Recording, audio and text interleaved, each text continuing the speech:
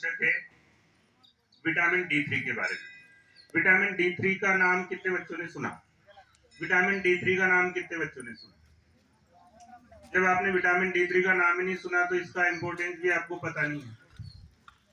आपने एक चीज और, आपको तो खैर इतना ज्यादा पता नहीं होगा, लेकिन आपके घर परिवार में देखा होगा कि जिसकी एज 50 से ज्यादा है, और आजकल तो 40 के बाद ही, घर परिवार या आस पड़ोस में देखा होगा आपने, किसी के तो कमर दर्द है, किसी के पेट दर्द है, किसी को खड़ा नहीं रहा जा रहा, किसी को चलने में उनका बैलेंस नहीं बन रहा है। देखा होगा आपने, चलते टाइम घुटने दर्द करने लग जाते हैं, या हाथ पैरों में दर्द आ जाती है।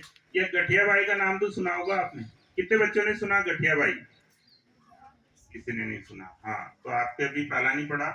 जिन को पाला पड़ा है गठिया बाई से, वो खुद अपनी इस बीमारी को जानते हैं कि कितनी खतरनाक बीमारी है। अपने एक छोटा सा कांटा चुभ जाता है तो जब तक वो कांटा नहीं निकल जाए तब तक अपन परेशान होते रहते। कितना सा कांटा भी इतना दुख दर्द करता है। सोचो कि यदि कोई हड्डी अपने शरीर में 24 आवर्स दर्द दे रही है, अगर कोई हड्डी की वजह से अपने शरीर में 24 आवर्स दर्द रहता है तो उस व्यक्ति की क्या कंडीशन होगी? सोचा कभी आपने? कैल्शियम का नाम तो सुना होगा आपने। कैल्शियम क्या काम करता है? कैल्शियम क्या काम करता है? हाँ? हड्डियों को मजबूत करता है।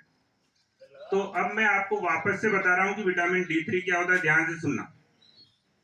और सब बच्चे अपनी अपनी रफ कॉपी में विटामिन डी3 के फायदे और नुकसान, यानी कि अपने शरीर में विटामिन डी3 की कमी होने से हमें क्या क्या नुकसान होता है, ये 2 3 4 लाइन में जो मैं बता रहा हूँ उसकी समरी लिख के लाएंगे।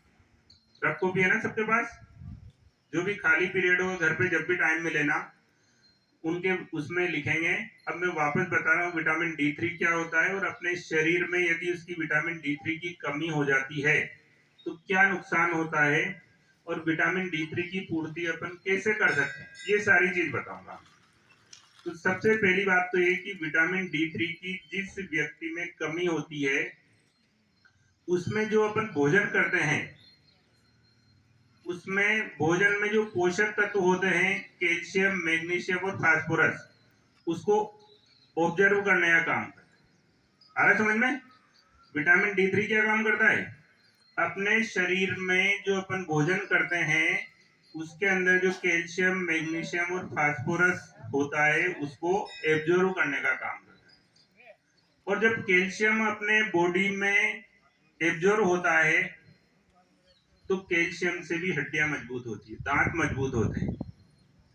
जिस व्यक्ति के डी3 की कमी होती है, बेटा और सब ध्यान से सुनो, जिस व्यक्ति के विटामिन डी3 की कमी होती है उनकी हड्डियां कमजोर हो जाती है। हड्डियां कमजोर होने से उनके दांत जल्दी गिर जाते हैं। दांत में जो बीमारियां होती है, दांतों की दांत कमजोर होना या हड्डियां कमजोर होने की बीमारी हो जाती है उनको।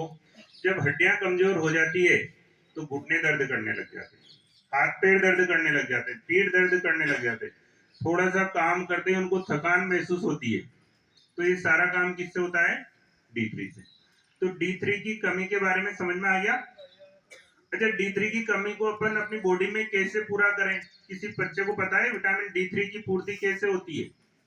विटामिन डी3 की पूर्ति अपन अपनी बॉडी में कैसे कर सकते हैं? जब आपको पता ही नहीं है तो कैसे पूर्ति करो? सबसे बड़ा स्रोत होता है डी3 का सूर्य, सनलाइट। सनलाइट सबसे बड़ा सोर्स होता है विटामिन डी3 का। और आजकल ये जो हड्डियों की बीमारी, दांतों की बीमारी बढ़ने का एक रीजन है कि आजकल जो नई जनरेशन है वो धूप में निकलना बिल्कुल पसंद नहीं करती। जबकि जो धूप रहती है, सुबह सुबह की धूप, शाम की धूप, या जो भी अपने को धूप मिलती है उससे डी3 अपनी बॉडी बनाती है। जब डी3 की कमी होती है तो ये सारी बीमारियां होती है। इसलिए कोशिश करें कि जो आउटडोर गेम है, मेहनत के काम है, सूर्य की रोशनी में रहने का काम है, मैं उसकी जो झुलसती हुई धूप की नहीं कह रहा हूँ, जो धूप अपन सहन कर सकें, अपन कोशिश करें कि ज्यादा से ज्यादा आउटडोर गेम खेलें। जो मेहनत का काम है, बाहर घूमने फिरने का वो करें।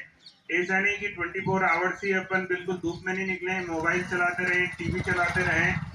तो यदि अपन ये काम करेंगे तो अपने शरीर में विटामिन D3 की पूर्ति नहीं हो सकती है।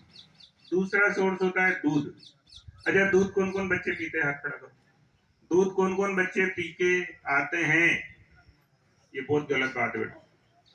दूध भी पीना अपने लिए जरूरी है। दूध में कैल्शियम पर्याप्त मात्रा में होता है, दही में होता है, छाछ में होता है। दूध, दही और छाछ, ये सप्लीमेंट भी अपने को लेना चाहिए। और भी बहुत सारे सप्लीमेंट होते हैं, लेकिन मुख्य सोर्स विटामिन D3 का कौन सा होता है? सूर्य। दूसरा सोर्स क्या होता है? दूध या दूध से बनी हुई चीजें, दही, छाछ। तो जो भी अपन ले सके दूध लेवे, और धूप में अपन अपनी बॉडी को विटामिन D3 प्राप्त करने दें। ऐसा नहीं कि अपन घर के अंदर ही बैठ करके और मोबाइल चलाते रहें, टीवी चलाते रहें। तो ये भी आपके लिए महत्वपूर्ण पार्ट है। अब अगले टर्न पे मैं बताऊंगा विटामिन B12 के बारे में। तो सब बच्चे विटामिन B12 के बारे में थोड़ा थोड़ा पढ़ के आएंगे, ताकि आप इसको समझ सकें कि विटामिन D3 अपने बॉडी के लिए कितना यूजफुल है, B12 कितना यूजफुल है। तो इनके बारे में